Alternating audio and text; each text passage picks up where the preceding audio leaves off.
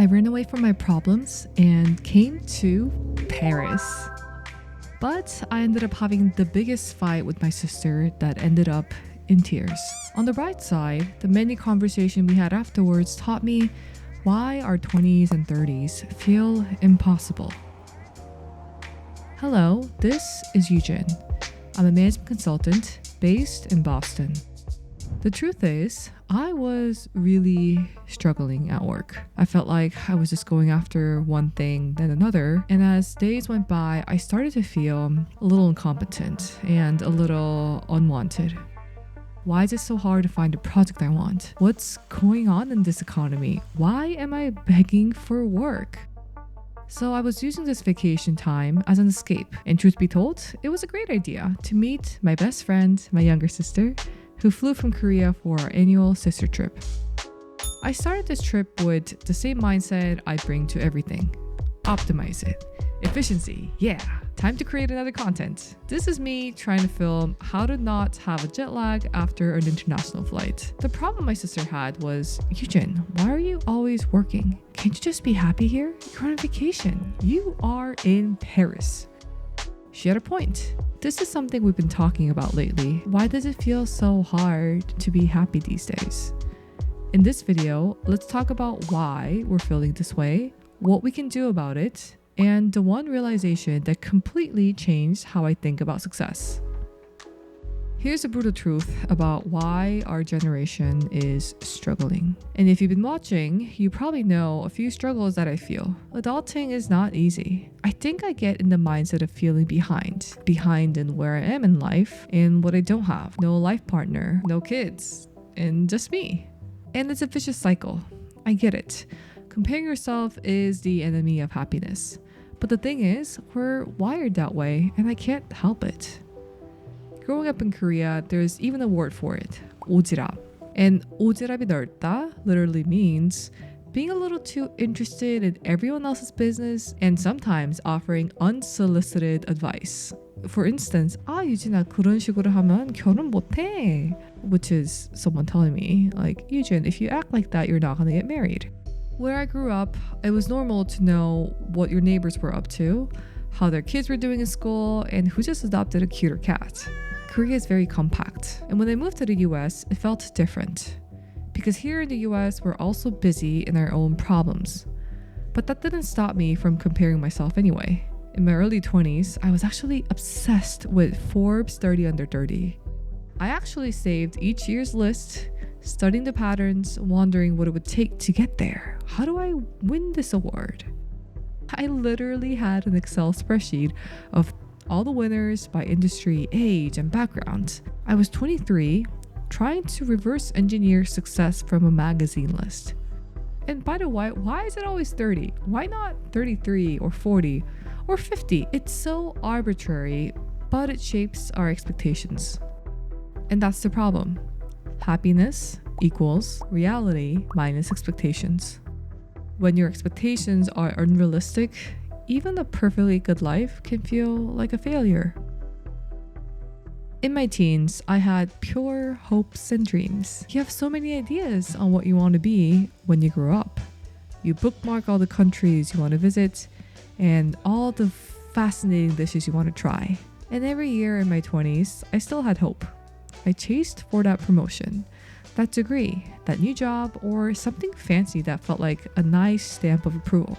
And in my 30s now, I started to think, do I need to compromise? Do I need to settle? And that's when I started feeling unhappy. The more I thought about it, the more I realized what was actually missing wasn't another accomplishment. It was connection. Really meaningful relationships, deep conversations, and people I could make inside jokes with. And sometimes you don't realize how isolated you are until you really need help. The emergency contact story made me realize something terrifying. The other day at the hospital, someone asked me to fill out the form for an emergency contact, and I naturally gave my cousin's number in New York, just as usual. The nurse looked up and said, "Do you have anyone local in Boston?" I didn't. And in that moment, I felt alone. Now, here's where things got intense. My sister and I got in a massive fight in the middle of the street. Yes, we are sisters, so tension is inevitable. But this time around, it was slightly intense. Before the trip, my sister sent me a bunch of TikTok and Instagram posts about cute cafes and little shops she wanted to visit in Paris. And me, being a huge ENTJ with a big capital J, I jam-packed our schedule with 2 museums a day, with perfectly optimized routes, and time to eat exactly 2 baguettes and 3 croissants. Because why not? Her travel style is a bit more, I'll say, different. She likes sitting in the cafe, reading, and people watching, and mine is about maximizing every single second. So when she said, "언니, I want to rest from 2 to 4 at the hotel," I was confused. We're in Paris. What are you doing? We can't waste our time. The question my sister asked me will probably trigger you too. Why do you live like that? I didn't have an answer. Why was I working on YouTube videos during vacation? Why was I pouring time into projects I wasn't even paid for? What was actually bringing me joy?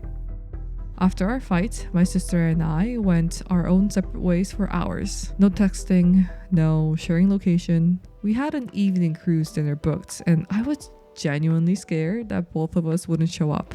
Thankfully, we did. And during those hours apart, something shifted in me. In Paris, the pace of life felt different. People sat, they observed. They weren't in a rush to do more, be more, prove more. And it made me realize that maybe not every day has to be an Eiffel Tower moment.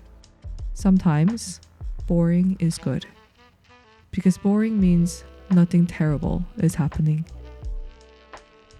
In this trip, it kind of made me think a little bit deeper about happiness in our 20s and 30s. Maybe happiness isn't the goal. Maybe the goal is simply to make each day count in small ways, making each day a little better than the day before.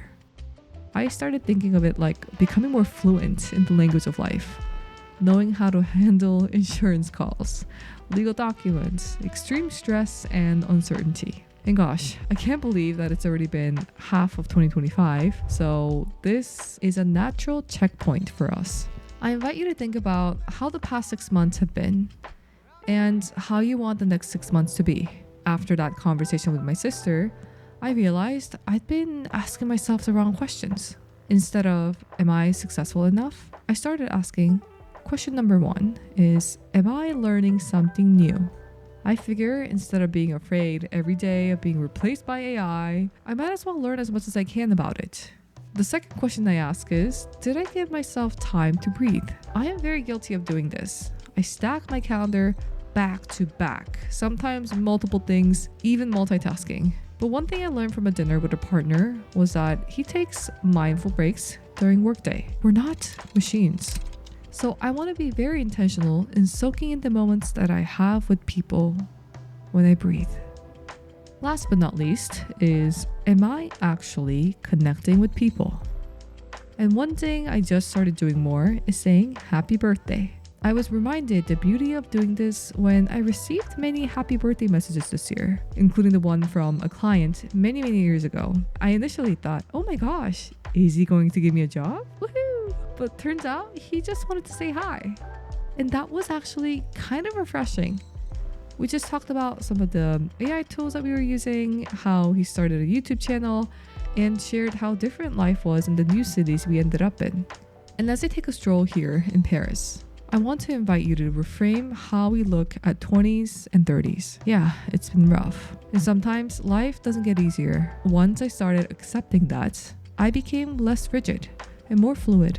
Yes, terrible things can happen, but I don't want that moment to destroy the rest of my month, year, or life. It's also a nice reminder for me that I don't need to be joyful, giggly, and happy-go-lucky every single moment. Remember the video I posted earlier in January? Our life is like seasons. There will be seasons where you feel like things are slow, but also seasons where things are very fast. A lot of things are happening this summer, and I hope you have enough time, energy, and courage to continue moving forward. As I say this, I encourage you to ask these 3 questions and find your moments of peace. Ground yourself to today and not an imaginary someday. As long as we make today count, we can continue living on with hope. And if you're in your 40s and beyond, please let me know how you found peace in the comments below.